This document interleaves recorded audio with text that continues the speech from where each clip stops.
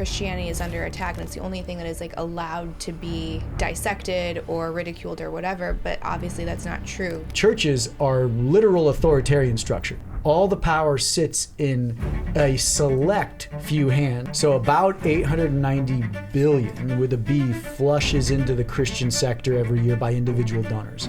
So almost $1 trillion a year. And so that's more than the US military budget. No one knows where it goes.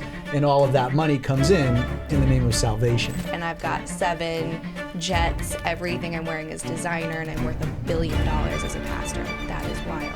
A hedge fund that managed over $150 billion was registered as a church. Churches have become the epitome of what they preach you should not be.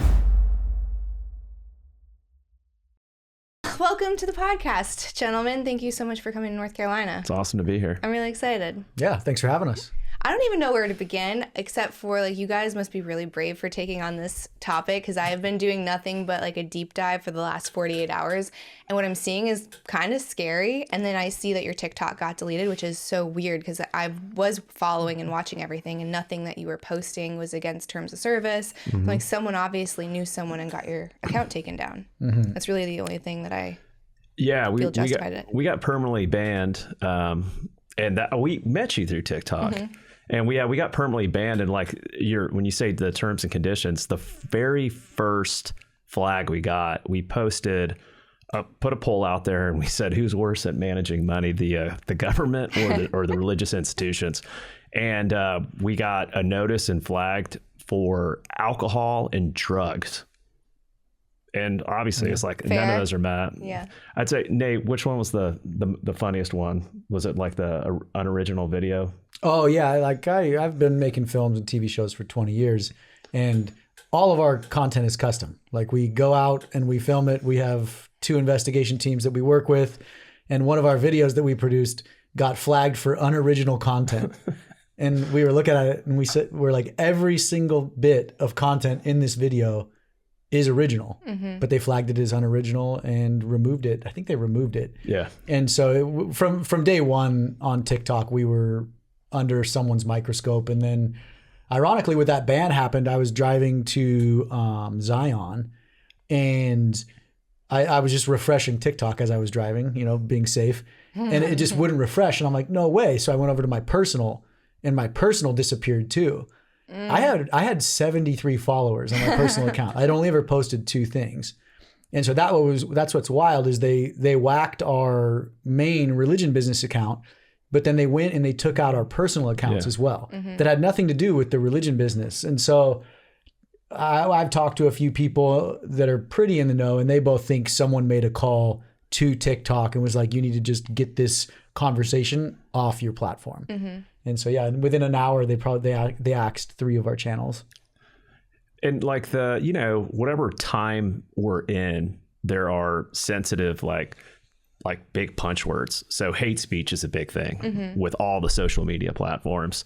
And so we also got hit with hate speech. And it's a nice perspective to say that you never saw that in any of the things that we posted. No, certainly not. That was one of the big things that they hit us with. They said that we like hate speech is not tolerated. It's like, what on, like, I was confused. It's like, and it challenges a thing that I hear repeated all of the time on social media, especially by people that lean right or certain communities, and they say that Christianity is under attack and it's the only thing that is like allowed to be kind of like dissected or ridiculed or whatever, but obviously that's not true because your content got entirely deleted. And then when you were going through, like you had sent me some numbers, which I'd love to get into, which were kind of unbelievable, but I did go and I saw multiple sources all repeating the same numbers, which was crazy. Yeah. And then we can get into how that is even allowed to not be taxed, and I guess all of the loopholes and all of that. But I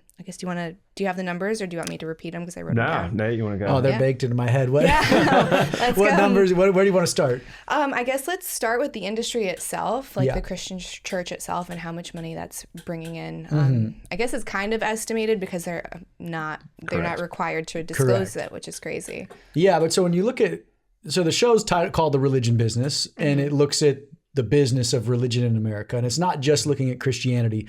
A lot of people are saying, oh, you guys are hating on Christianity. Why are you, singling us out? And I'm like, what you don't realize is Chris and I were both raised Christian. I would still consider myself to be a man of faith, but I just don't. We're unpacking the institution of it. Right. We're not dissecting your faith or questioning your faith or your belief structures. We actually want to encourage that. But you have to look at the system that's been built on top of this message of Christ. And so we look at the global. So the thing that we've had to do is we had to go back to the bedrock of the institution, which is the tax code, right? Because we live in a world where my reality is mine, yours is yours, yours is yours, and we can see that as our truth. But like the mega church I was raised in LA is not the Christian experience that a person here in Wilmington might experience, or in Miami might experience. And so you have to go to the tax codes to understand it. And I could say, oh yeah, my church's budget's $10 million. This is a lot of money. It's nothing when you start looking at the scope of Christianity. So about 890 billion with a B flushes into the Christian sector every year by individual donors. So almost $1 trillion a year. In 2025, it's going to eclipse $1 trillion. And so that's more than the US military budget that flushes into the Christian space. Now, the thing with the Christian space is there's no accountability or regulations that can manage that. So that's just money in and money dispersed, and no one knows where it goes. And all of that money comes in the name of salvation. So that's kind of the thing we're dissecting, is almost $1 trillion at the moment flushes in. And of that trillion, 53 billion is stolen, straight stolen. So that's someone you give to a church, they take it into the back room, they count it, they walk it to their bank, and they deposit it. Between that counting and that deposit, that's 53 billion stolen. Because a lot of people online will go, oh yeah, you're talking about the private planes, and the housing stipends. No, that's all separate. 53 billion is stolen. And so the crazy part about that is that 53 billion could fund to solve the top 30 global social issues. And so just the theft alone could solve the top 30 global social issues. So I guess the issue too is the origin of the money, because they're being required to tithe. And I saw that this one lady, I think she was at Hillside, she's currently suing. She's still employed there, but she's in an active lawsuit against them because it's requiring the employees to tithe 10% of their salary. Are you talking about Church Home in Seattle? Maybe it's that. Church Home in Seattle, yeah. Yeah, and then thanks for the correction. I know a little bit about this space. No. So how do you get where does the origin story of tithing? Because I was trying to find, I'm not a theologist, obviously. And to my understanding, it was 10% every 3 years to the poor, not to the church itself. Well, so the show goes, so the show is a history lesson because you have to go back to this idea of tithing, because if you don't understand the root of tithing, you're going to be manipulated, which is what's happening at scale around the globe. So the first reference to tithe ever in the Bible is this kind of mysterious priest named Melchizedek. And Abraham, if you know who Abraham is in the Old Testament, he was out fighting wars because kings came in and stole all his stuff and captured some of his family. So he made a vow to God, and he said, God, I'm going to go out. I'm going to kill all these kings. It's murder. I'm going to go out and wipe these kings out, get our property back, get our people back. And if you give me a blessing and help me succeed, I'm going to come back and give all of it away. So that was Abraham's vow. So he's walking back or riding back. I don't know what they were doing, but he runs into this priest named Melchizedek. And Melchizedek could do one of two things. He was a king. He could either attack Abraham and kill him, or he could bless Abraham. And so he saw Abraham, and the story goes, your God blesses you. So Abraham goes, I'm going to give you a tithe of the loot that we brought back. And a tithe in Greek or in Hebrew literally means a tenth. So it's like when you hear the word tithe, people say, oh, I tithe to my church. That doesn't make sense because I tenth to my church, or I give a tithe to my church. It's that you have to understand the actual word. So tithe means a tenth. So, Abraham grouped it all up, cut out 10%, gave it to Melchizedek, and then gave the other 90% away. He didn't keep a dollar of it. So that's the first time you ever hear of tithing. And then you flash forward to the story of the Israelites leaving Egypt. The story goes, Moses, gets the 10 Commandments off Mount Sinai, and he gets these laws, they call it the Mosaic laws or the Mosaic covenants, and it's God's laws for the Israelites. So there are 3 tithes in the Mosaic covenants. The first is the Levitical tithe, the second is the festival tithe, and the third is the charity tithe. So you're thinking of the charity tithe. Okay. So the charity tithe is 10% of your crops and cattle every year to the poor. It had nothing to do with money. So this is a big misnomers. People think, oh, they tithed back into the day, so I should give my money. They weren't tithing money. They had money in currency. But the reason why God, quote unquote, gave Moses these tithes for the Israelites is because God gave the land of Israel to the Israelites for free. It was a gift. So the story goes, okay, we're going to give you this promise, this beautiful land flowing with milk and honey. And God goes, but because I'm giving you this land, you have to give me a tithe off the land, which is of the produce grown and the livestock that feed off of it. It had nothing to do with the silver in your pocket. And so that's where those 3 tithes come from. So when people say, oh, I give a tenth, if you're claiming that you're tithing because of the Mosaic covenants, you can't give a tenth. You got to give 23.3%, because if you add the 3 tithes up, you should be tithing 23.3%. So no, it's a very complicated issue or idea, but it's just been this. What we've concluded is, when you look at Christianity since Christ on earth all the way through today, this idea of tithing ebbed and flowed. There's never been a coherent statement on this is what it should be, because their arguments fall apart. But so as you go through history, it's the demand of the church. So whatever the church needed from a resource perspective, the institutional church, they just went back into the Bible and said, oh, we'll just pull these verses or this verse, and now you give us this. So like the Roman Catholic Church, indulgences were a prime example. Like the Pope just wanted to build the basilica in Rome, and so he just demanded, he goes, go sell indulgences. So giving to an institutional church ebbed and flowed throughout history. And what a lot of people don't realize is, in early America, no one gave money to a church for hundreds of years. So tithing is kind of I'll gently say it's a misinterpreted or misused concept in the Bible. So how many of these churches are transparent? They're like, this is how much we've received from tithes. This is where it's going. Because they obviously need a salary of some sort, right? Everyone needs to get paid for their work. But I think there's a huge discrepancy between what is a comfortable life, and I've got 7 jets and everything I'm wearing is designer, and I'm worth $1 billion as a pastor. Like, that is wild. Yeah. Well, I've been researching this for 12 years. Chris came on about a year and change. So it's been a big learning curve for you, but what's the bedrock of this problem? The bedrock of this problem is the lack of accountability and transparency due to the fact that, so there's 2 types of nonprofits. There's a secular nonprofit, and then you've got the religious institutions.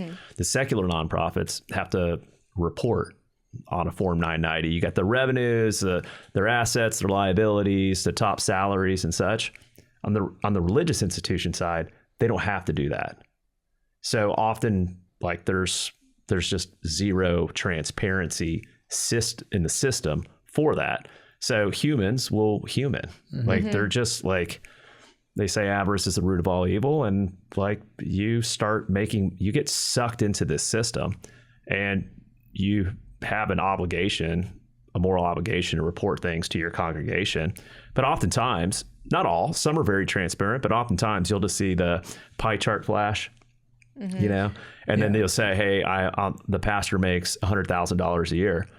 But another level of that is we've seen pastors that have $150,000 a month housing stipend. I mean, I would say that would be in the category of excessive. For sure. Yeah. Well, let's unpack that idea of that 990, right? That 990 that a secular nonprofit files. It's like a W-2 or a 1099 if you're a contractor or an employee. That is a legal document. If you lie on this document, you can get in trouble. Right. So even secular nonprofits file that 990. So this is a legally binding document that's a public document, so your donors can see it. There's no legally binding document that a church has to file. So what that means is their finances are only accountable to internal discussions. And so if you have one shady person on that staff or in that accounting department, they can fluff numbers all day long. And so even if a church is transparent or accountable, you're relying on the integrity of that staff to present an honest snapshot of their finances. And humans are going to human. Like there's going to be a little give and take. And I'm not, there's a lot of really good pastors out there and amazing people wanting to change the world, but it just creates this opportunity for, man, I worked really hard this week. I do deserve to put this T-bone steak on the church. And then 3 weeks later, that T-bone steak turns into like a weekend with your spouse. And then a month later, it's like, man, I should just put all my gas on this because I drive a lot for the church. And before you know it, you've kind of, the system's eaten you. And now your whole life is quote unquote expense and ministry on the church.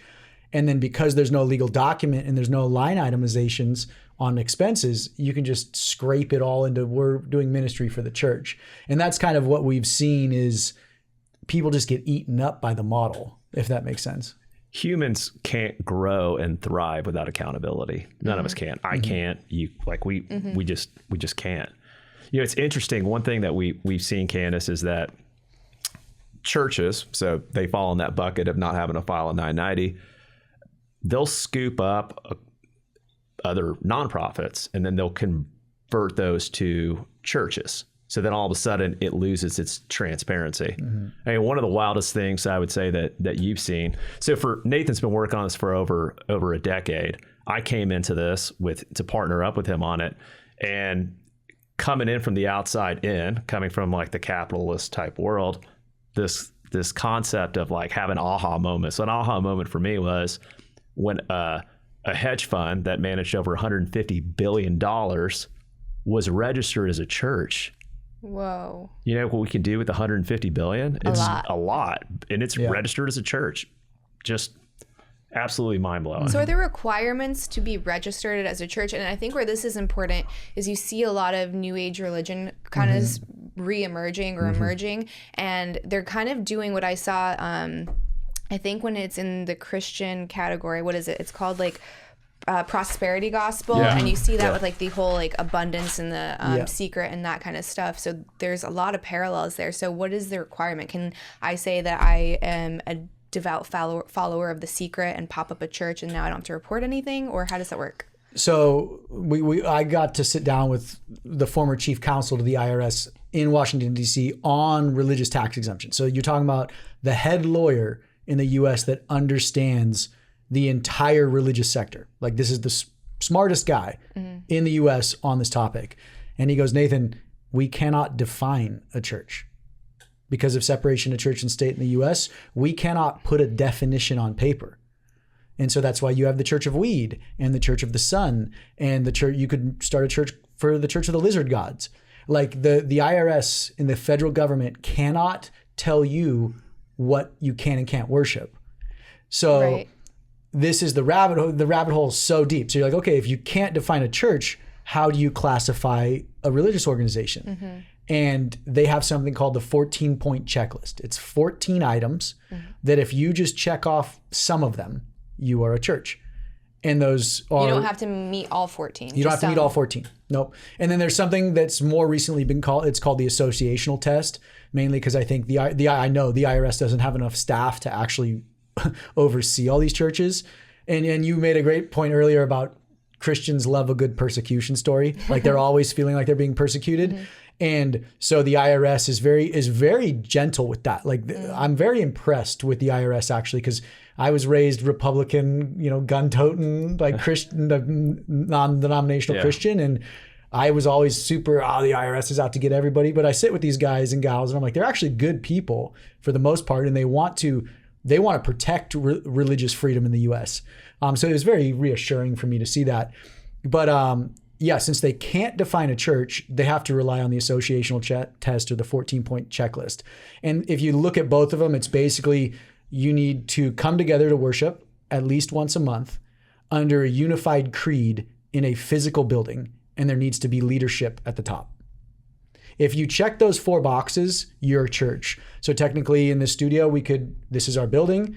This is the 3 of us are the congregation. And then what's our creed?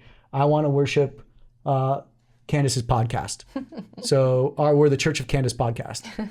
And right now, we don't even have to ask the IRS. This is what's crazy. I can walk into a bank with these notes jotted down with my social security number and get a bank account and an EIN number for my church. Candice just got a tax-free ride here. There we go. Yeah. You don't, and now let's go to the secular nonprofit side. A secular nonprofit has to, it's a 10, I can't remember the file name, but they have to file a document with the IRS asking for tax exemption. They have to prove their missions. It's a very rigorous process. So for a secular nonprofit to get that tax exempt status takes upwards of 2 years. And like legal lawyers and everything drafting this, we could just start a church today called the Candice Podcast and walk into a bank and start accepting donations. I had no idea it was that easy. The only difference, the only downfall is you wouldn't be able to give your donors a tax write-off receipt because the IRS does not know your entity exists. So you won't get the really big ticket donors, giving you hundreds of thousands of dollars as a write-off. But if you're a good enough salesperson, if you're smooth enough, if you've got the vision, you can get a lot of smaller donors to come on board and give you a lot of money. So is it harder to be recognized by the government as a church? No, you literally just say Church of Candice Podcast, you file your application and you're good. But yeah, whereas secular nonprofits have a rigorous uphill battle to be tax exempt, churches just automatically get it because you're a quote unquote church. There's it's estimated, there's 400,000, is that the right number? 400,000 churches in the United States. And they're like all different kinds of religions or just Christian? All different, including temples and everything? Yeah. So the government sees that as, we call them avatars in the show because the IRS doesn't know a lot of them exist. As you drive by the street and you see Church of Wilmington or Church of Florida or Church of Miami or Church of Chris, you're like, oh, there's a church. So you can see it. But if that person was in the IRS and they opened up their laptop, it'd just be an avatar to them because they've never seen any documentation about that church. But so many things are considered churches. So there's a pastor in North Texas. It's got the whole private jet, all that. The home he lives in, 18,000 square feet. It would be about $160,000 a year in taxes. It's registered in the name of the church. As like a holding, so they're allowed to do that? It's a pastor housing. There's no cap on that. No cap. A lot of people will argue there is, but there's not. No, because it's basically like if I'm a big enough pastor and my CPA is a good CPA, he'd be like, oh, Nathan is basically a huge celebrity in Texas. Got it. So he should be able to live like Oprah Winfrey. And then the IRS goes, okay, that's standard of living. Like he's a big name. He's a celebrity. He deserves that house. So separation of church and state, obviously very important to have, but where did the tide of money come in? Because yes, no one should be able to tell you who to worship, how to worship. Right. That's crucial.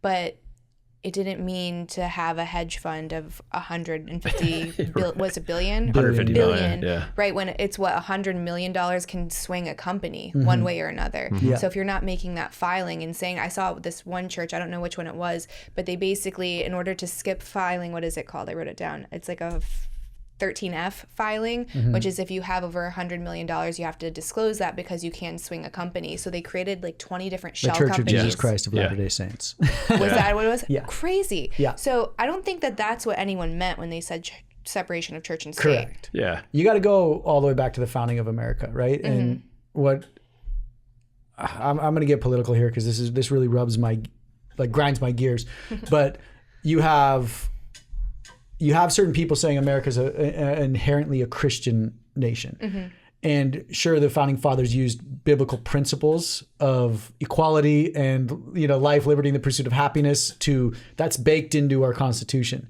But they were very cognizant about not calling out a specific deity. They didn't say Christ. They said under God. They used very specific language about a God.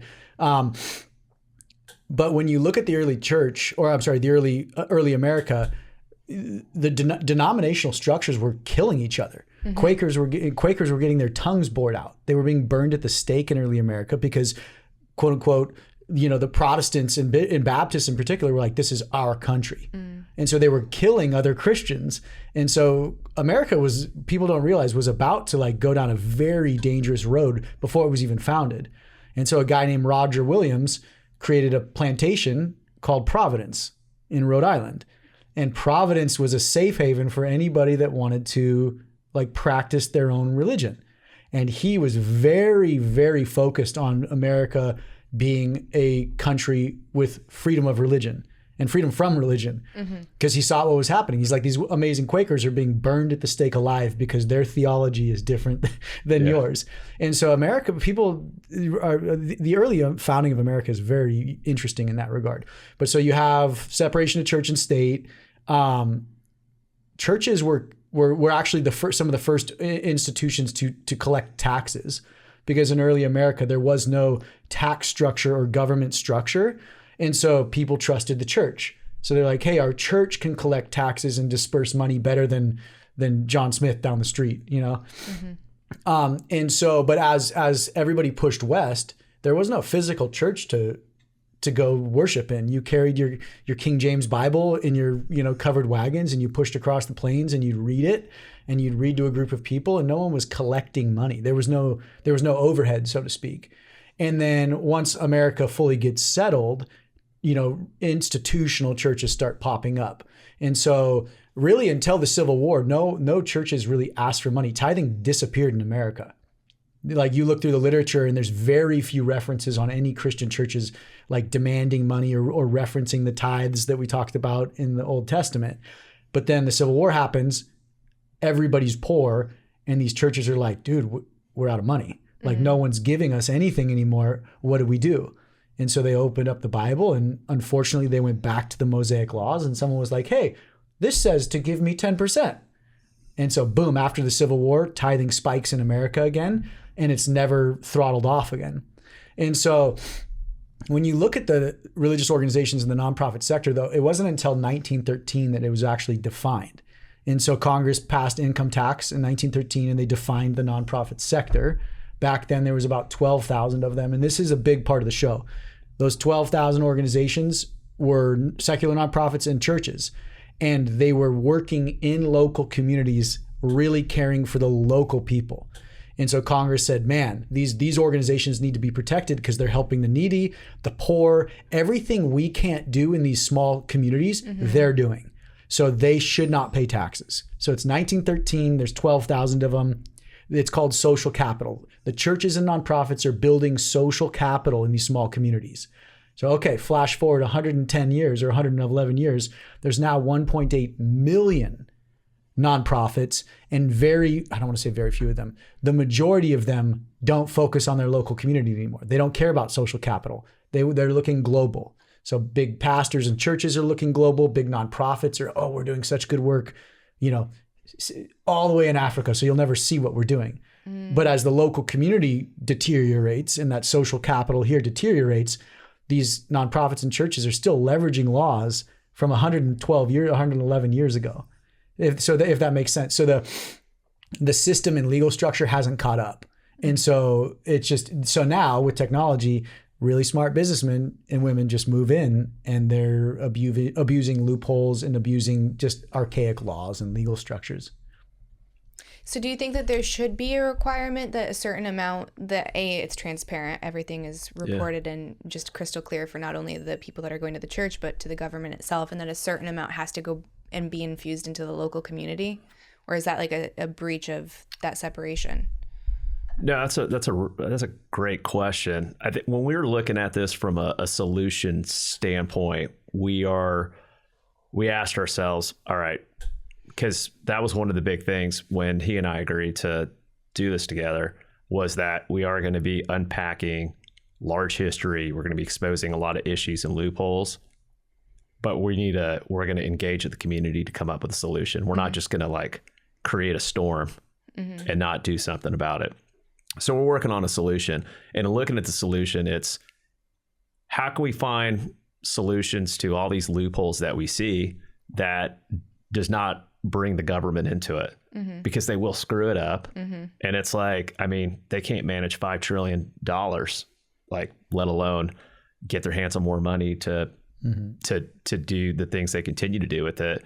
It's got to get flipped upside down, and there has to be transparency and accountability, but in a way in which transparency and accountability becomes your fundraising. Like, people are highlighted because they're transparent and accountable. So we're creating a software system that's gonna do that. Another element to that is so many nonprofits exist, and they have these missions of solving global issues, but those global issues don't get solved because it goes back to the humans will human. They get into this, the money's there, and next thing you know, $1 out of every $100 goes to impact, and the social issues don't get solved.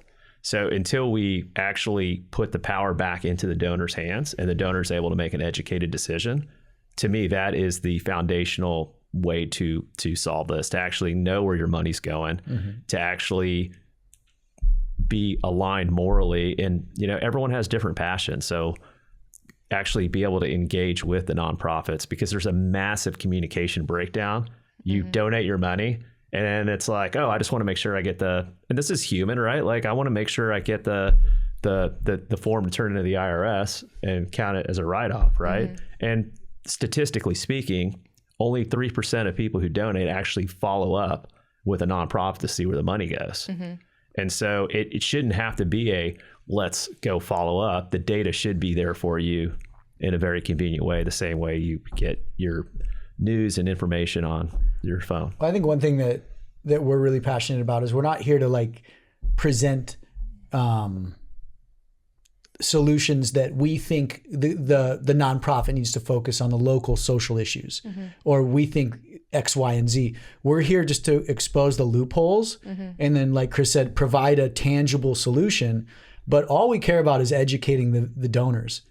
If specific, we have great messages, like hundreds of messages where people are like, hey, I never knew to even ask this question. So I walked up to my pastor and asked him after a sermon, and he went white, like gray in the face. Oh my gosh. And I'm like, so all we need to do is educate people. What was the question? It was, do you take a housing stipend? But so it's, so I think if we angle, so one of I would call him a mentor. He lives in Madrid. He's worked in over 150 countries, in the nonprofit sector, and all he focuses on is education. So he works, people are going to love this. He used to work for George Soros's NGO in the 90s and 2000s, but back then, whether you like George or not, his nonprofit was doing amazing things, especially to end the AIDS crisis. And this gentleman was on the front lines in Africa. And he's like, Nathan, the reason why we solved the AIDS crisis is we didn't come in with our ideas of an answer.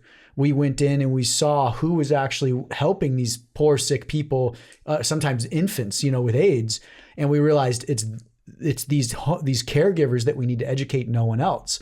And people were spending hundreds of millions of dollars on these academic papers and, really high and hoity-toity answers. And he goes, we just made really grungy, simple videos, with scripts read by local caregivers, and we circulated those videos, and they never knew I was even involved.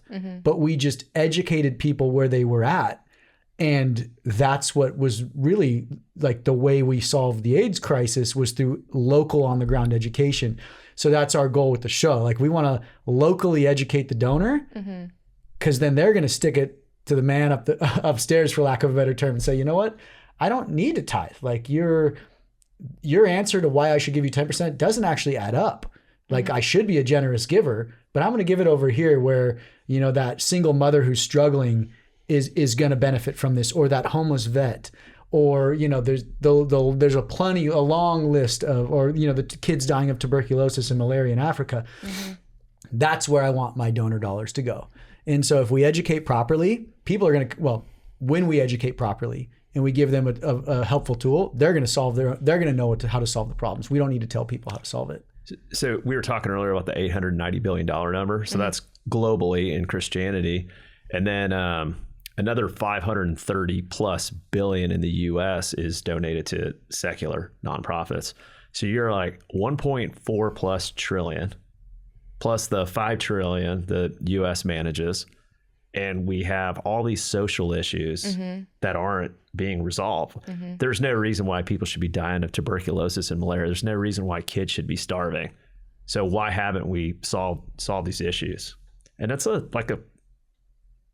don't know there's a short answer to that. I mean, it always goes back to human to human, there's accountability and such. But I mean, if you're a nonprofit and your mission is to eradicate malaria. But isn't that part of the problem too? Because then you build up this entire system that requires money now. And then it's like, well, if we solve the problem, then you have to get rid of the system. And then what do I do after this problem is solved? Yeah, your identity is tied into that. And then you've been living off of it. Right. But if you were confident, you'd say, hey, I'm super excited to actually pivot my organization or shut the organization down and go solve this other problem. Right. You know, and I think Elon Musk, you know the story better than me. Yeah, so this is hysterical. So in 2021, this development economist that worked for the UN is trying to mess with Elon. And it's like, Elon, for $6 billion, you could solve world hunger. And, you know, and I laugh when I hear that. I'm like, okay, well, we can't do it with the 5 trillion or the 1.4 trillion that we get in. But let's pick on Elon here with 6 billion. So Elon responds back and says, and this is when it was called Twitter, on the Twitter thread, and said, if you can articulate to me on this thread how we're going to solve world hunger with the 6 billion, I'll sell my Tesla stock tomorrow and I'll fund it on one condition: open source accounting that the public can view. Dead, right? Whoa. Like, if you really can solve world hunger for whatever dollar amount that is, 6 billion, a lot of people say 40 billion a year, but you got to ask yourself the tough questions. 40 billion a year, how much of that 40 billion actually goes to feed people? Because, and isn't the problem too with food insecurity that most of it's politically driven? Yeah. So I would how do you say fix most that? of the social problems are global social problems are politically driven. yeah, Yeah. humans. Yeah, humans. Humans humaning. Yeah, exactly. But it's so funny to me. I think the common person would love to see these problems solved. You know, and that's what we're trying to do. Is we're trying to, from a religious perspective, especially, Christian pastors love to praise America and praise democracy. And I say democracy, and then everybody online is like, "You idiot! It's a republic." And yes, it's like I know that, but I'm talking about the structure. But everybody in the churches love to say America, America. You know, Christian nation. Well, when you look at democracy and you look at the structure, it's the people have the power, and the leadership are servants of the people. So if Christian institutions love democracy, their institutional model should be democratic, but it's reversed. All the power sits in a select few hands. No, especially as the institution gets bigger. You're talking about churches with $100, $200, $300 million a year budgets. The LDS Church budget is like $7 billion. So, and all that money is managed by, anywhere from 3 to 10 people. And then where does all that money come from? The thousands, and for the LDS Church, millions of people that attend your church and that are members. So, okay, it's not democracy at all. You're demanding money, usually through threatening salvation, or the video we posted today. We gotta touch on that one. But you give your tithes to avoid burning in hell, and so it's coercion sometimes. Wow. It's straight demand, but then all that money flows up the chain and sits in the top. And that single elder board or that single board of directors, and usually sometimes in the non-denominational space, that one pastor or the pastor and his wife get to dictate where sometimes hundreds of millions of dollars go. And so churches are literal authoritarian structures. And it's only getting worse as denominations are dying and non-denominationalism is exploding. But the system, the big system, the governmental system, it's a loophole that enables them to correct to be that way. So it's how do you stopgap those loopholes without government intervention? Because no matter how many people on social media yell at us saying, "You guys," someone said you're a government psyop yesterday, and I was like, "Wow." I'm like, You'd be in a suit, and I don't think so. No. Yeah, I'm like, really? I'm a government Usually psyop? you can find a Fed pretty easy. Yeah, I'm like, maybe I am. I don't know. You're doing a good job psyching people Where's out. my camera? I'm a government psyop. But yeah, it's just funny how people see, bringing solutions and bringing accountability into things is a threat. And it's usually the ones that we're threatening are making money off the system. So do you find that the non-denomination churches are worse? Like these, are they the mega churches, or is there a specific denomination? So like the organized, the traditional, like the Presbyterian, the Baptists, the Catholics, there's a lot more governance involved in that. They have a lot more like corporate overhead and accountants and lawyers and structure. Whereas like a lot of these churches, I mean, many family members are the board members, right? Yeah, non-denominationalism started taking off in the Billy Graham era. You know, and if you know who Billy Graham is, you're one of the first people I've ever met that doesn't know who Billy Graham is. The name, but Yeah, Samaritan's Purse here in North Carolina. BGEA, he's got 3 nonprofits here, and 1 church. And a few jets, a few planes. So non-denominationalism really took off with him, and he was kind of the first, let's call it international evangelist, TV evangelist. And, you know, so he was on stage with multiple presidents. He is kind of the face of, I would say, American evangelical Christianity. And it was because of him, he kind of simplified the salvation prayer. He basically commoditized and commercialized a lot of the more, you know, personal elements of Christianity. But after him, non-denominationalism exploded. And basically non-denominational churches are their own entity. So there is no outside oversight like denominations have. There is no, some of them will partner up, but it's like, it's the Wild West. It's all based on the charisma of the lead pastor. So like I said, if you're a good speaker, good looking, funny, articulate, if you're a good businessman, you can launch a very successful non-denominational church, and then you have no accountability, no oversight. Going back to the charismatic pastor speaking, what was the on the video we posted today about like tithing to make sure you're enrolled on God's list? Oh yeah. If you tithe, well, so that's the LDS Church. That's the Church of Jesus Christ of Latter-day Saints. Yeah. But yeah, in their doctrines, if you don't tithe, you're 10%. You fall off basically God's Rolodex, and you can't get into heaven. Yeah, the words he used in this sermon, if you will, is you'll be unenrolled. Unenrolled from the book of God or something like that. And you will not be protected from the vengeance. From the vengeance. I mean, you talk about like manipulation, and if you look at like capital markets just in general, fear is instilled into people. People panic, and then that drives their decisions. So I'm going to be I'm going to be unenrolled as God's child, and then after that, I'm not going to be protected from vengeance. So it's people freak out and they're like, "Oh my gosh, take my money." Do they ask for? I've heard this before. They ask for people's W-2s. Yeah, they ask for your tax returns. Yeah, to make sure you're not lying. Whoa! But then the kicker is that organization that you brought up that has over 100 million in each account. They have amassed 160 billion now, but no one knew that. The church was in the LDS churches. We covered this in a big way in the show because it's very interesting. But the LDS church lied to the SEC, and then they lied to their congregants. And so even though they're demanding a W-2, give me your W-2 so I can make sure you're not lying, they're openly lying to everybody at the same time. And so the sad thing that I see is churches have become the epitome of what they preach you should not be. And that's the saddest part of it all. What was it? What was the, I'm not sure if it was a policy. It just might've been a type of sermon where it was the first few years you do this, it's mandatory.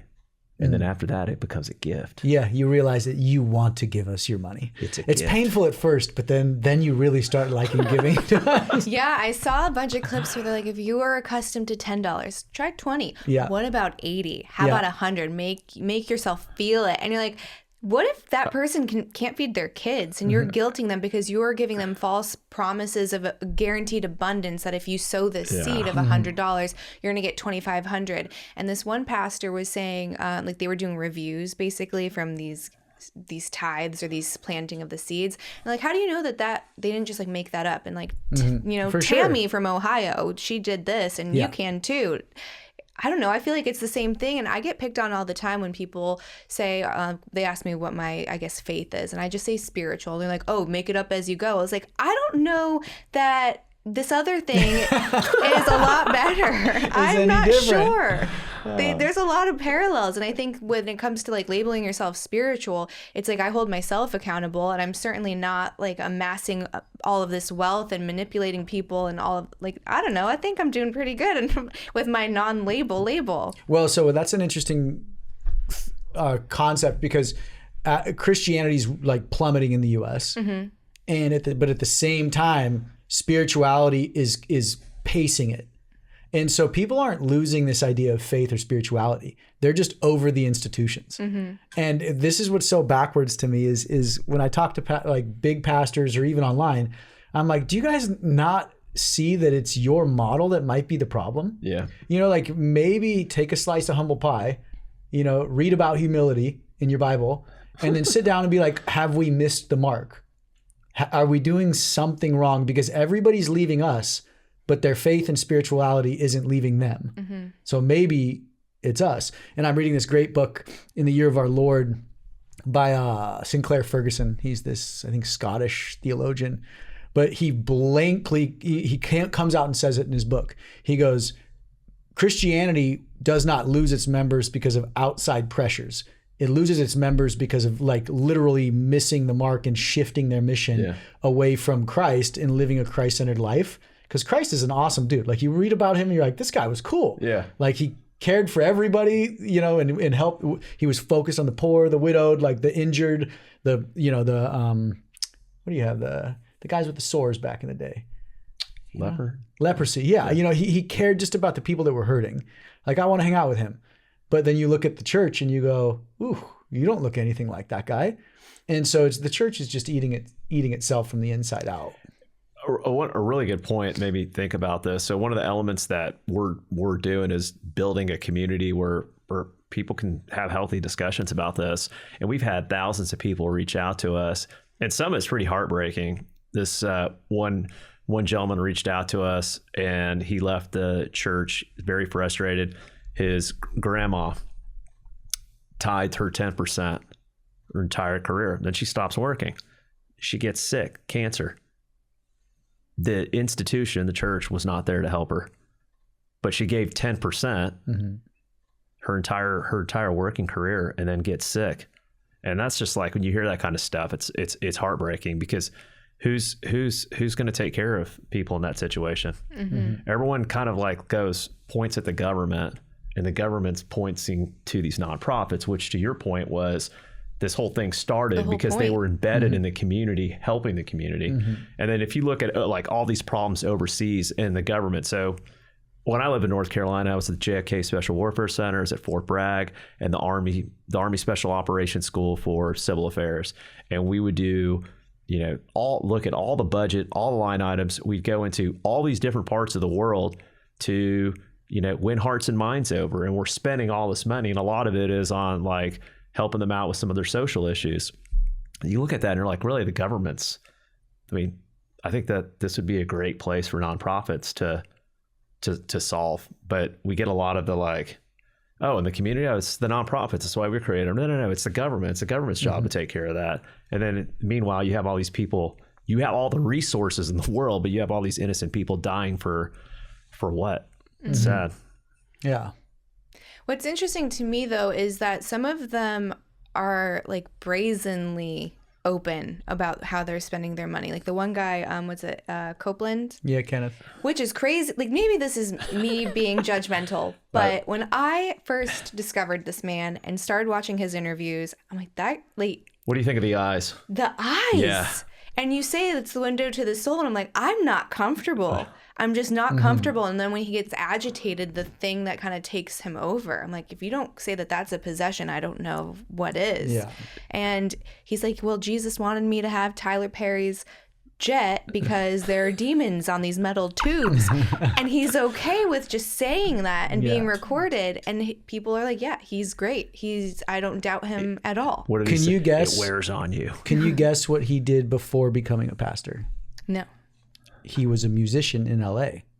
So when you look at the Kenneth Copelands and the Joel Osteens of the world, and do you know who Joel Osteen is? Yes, my mom was a huge fan. Okay, so Joel Osteen, before he took over Lakewood Church in Houston from his deceased dad, he was a TV producer.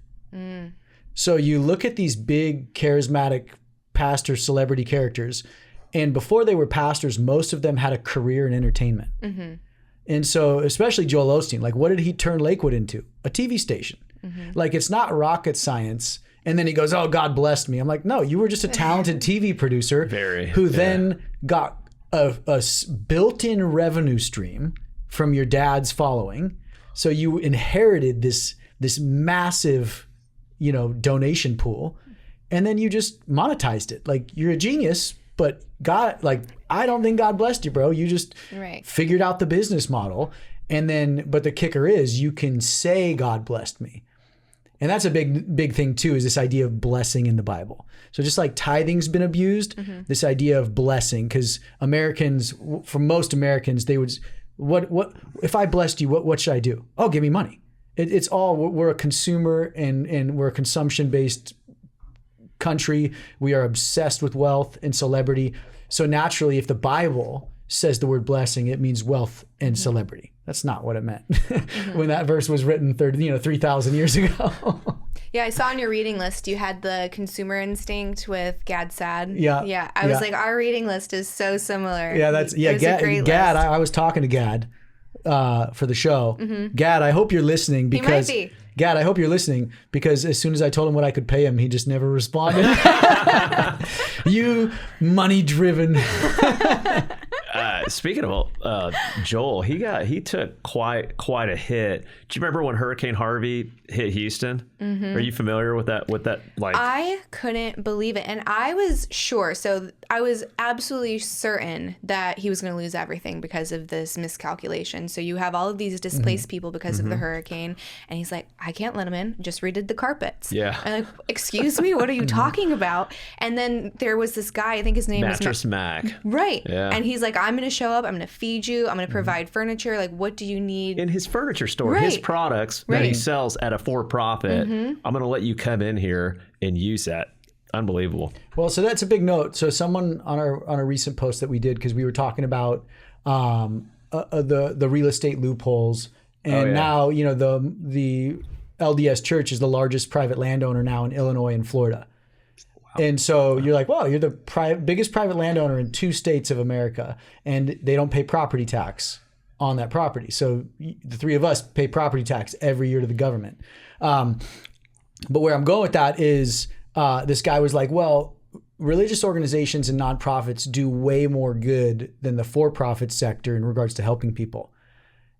And I'd actually argue they don't anymore.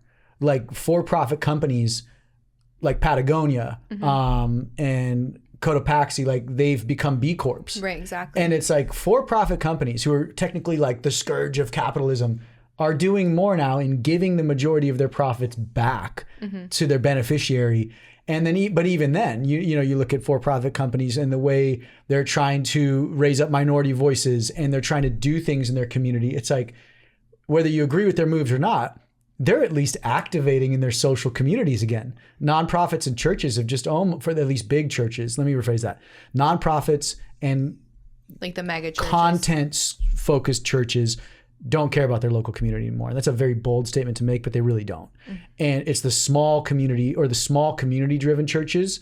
And this is what's cool is we've actually have a number in the show, a congregant number that shows the tipping point of when you stop focusing on your local community and you have to look at scale because your overhead grows too much now. But so small nonprofits and small churches are doing amazing work in their local communities. But the big boys, for-profit companies do way more than the big nonprofits and the big churches. Yeah, I'm sure at some point, yes, like you have your overhead increase, so like you do have to have your outreach grow, but then at some point it kind of inverts in a way to where you have this surplus, so you should be able to kind of circle back and go back to your point of origin, because you have, I don't know what church it is, maybe you'll know, it's in northern Texas, and it's one of the mega churches, and they say like 2 blocks down from this mega church, it is just lots of homeless people, lots of addicts, just like a lot of poverty. Meanwhile, for a Christmas service, you have Jesus coming in on the cables and a full band and fireworks. Nathan like, went to that well, service. that guy just wants some water and a sandwich and maybe someplace to stay for tonight. Like maybe Jesus doesn't need to fly in on the cables. I don't know. I don't know if it's the same church that we're talking about, but I probably 3 years ago, I went to a mega church in North Texas just to get the feel for it. And I parked my rental car in the parking lot, and it's the church's parking lot, and there's homeless people right across the street, and I can see cameras, looking at the parking lot, and it's you have to go through a gate and everything. I go to the service, I walk in, I grab a donut and a cup of coffee, of course, and they have podiums like first, second, and third place. So you can get your photo taken standing on the first place podium in front of the step and repeat of the church, which I thought was hilarious. Wow. So I go into the church service, it's ironically, it's not even the pastor. So they have a band playing, and then I'm watching a projection of the pastor. So it's not even his main building. It's not his main campus. It's a satellite campus. And so I walk outside, I get in my rental car, and I'm like, okay, that was interesting. And I go to fire up my rental car, and it's like, blah, blah, blah. I'm like, what the heck? So I look under, and someone had cut out the catalytic converter of my rental car. And I'm like, this is ridiculous. So Did they know you? What's up? Did they know who you were? No, it was before we started shooting for the show. So I walk back in, and I'm like, hey, who can I talk with? Like, my catalytic converter just got cut out. I know my insurance company is going to want to see the footage. And they're like, email, this person. So I sent an email that day, and I'm like, hey, I had to get this rental car towed. Like, can you give me I know there's cameras, security cameras. Can I get the footage and give it to my insurance company? Crickets. Don't hear from them. So I send another email like 2 weeks later. Crickets. Don't hear from them. Keep sending them emails because I'm like, this is ridiculous. They never respond. And so this is in the show. So finally I'm like, you know what? Let's send them another email from another email address. And I'm like, dear Mrs. Such and Such, my name is such and such. I went to your church this morning. I live out of town. I would love to send you guys a gift. You guys did so much. How can I give money to your church? Within 4 hours, boom. They responded, telling me multiple places I could give. And so it just shows I laughed because I'm like, well, there's their focus. They don't care if someone needs help. They care if you want to give them money though. And so that's kind of the gist of that is the machine's expensive to run. Are they obligated to? So like, let's say a crime happens, would they be obligated to disclose camera footage because of the separation of church and state? I don't know. I think they could get subpoenaed for that. Yeah, but it's a catalytic converter. Yeah. No one's going to go after that. But we talk about a story of a very sad story of a TV network that's registered as a church. And we sat down with the founder's son, who's middle-aged now, and he used to work for the studio, and his daughter got raped by a camera operator at the quote-unquote church, which was a TV network. And they did not bring the police in. Wow. Because the founder said that giving would drop if the story got out. So they did not report a rape, and the rapist was never convicted because giving would drop.